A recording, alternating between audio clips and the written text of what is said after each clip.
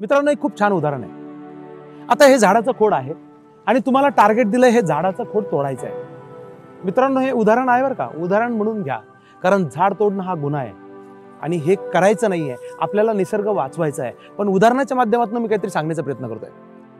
तर कल्पना करा, हे झाडाचं खोड आहे आणि ते तुम्हाला तोडायचं आहे आणि तुम्हाला टार्गेट दिलेलं आहे आणि तुम्हाला वेळ दिलेला आहे 8 तास आणि 8 तासामध्ये हे खोड तुम्हाला तोडायचं आहे आणि तुमच्या हातात दिली कुऱ्हाड आणि तुमची वेळ सुरू झाली आता। काय कराल मित्रांनो?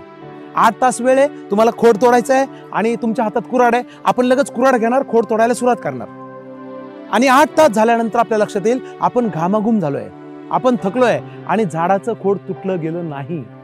आणि 8 तासानंतर आत्मपरीक्षण केलं की खोड का तुटलं गेलं नाही, आपलं टार्गेट पूर्ण का झालं नाही, तर लक्षात आलं कुऱ्हाडीला धारच नव्हती। मित्रांनो, विचार करण्याचा विषय आहे। आयुष्यात बऱ्याच वेळा असंच होतं, आपलं जे टास्क असतं ना, ते टास्कसाठी आपण काम करतो पण कुऱ्हाडीला धार लावतो का?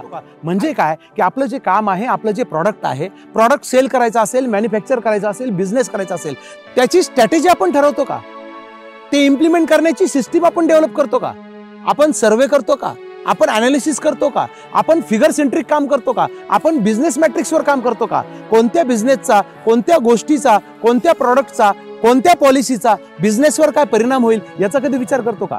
त्यामुळे विचार करा मित्रांनो, आपल्याकडे जर 8 तास वेळ असेल ना, तर त्यातले 2 तास कुऱ्हाडीला धार लावण्यात घालवा, उरलेले 4 तास झाड तोडून मोकळं व्हा आणि 2 तास सेलिब्रेट पण करा। आणि हे आपल्याला व्यावसायिक जीवनात करता येईल का आणि कसं करता येईल यावर काम सुरू करा। छोट्याशा उदाहरणाच्या माध्यमातून फार महत्त्वाचा विषय तुमच्यासमोर मांडलाय मित्रांनो। त्यामुळे survey, analysis, strategy, policy, system designing, त्याचं इम्प्लिमेंट करण्याची प्रोसेस, या सगळ्या गोष्टीवर जर मायक्रो लेव्हलला काम केलं तर निश्चितच फार चांगलं यश आपल्याला मिळू शकेल। आज एवढंच सांगतो। All the best, thank you.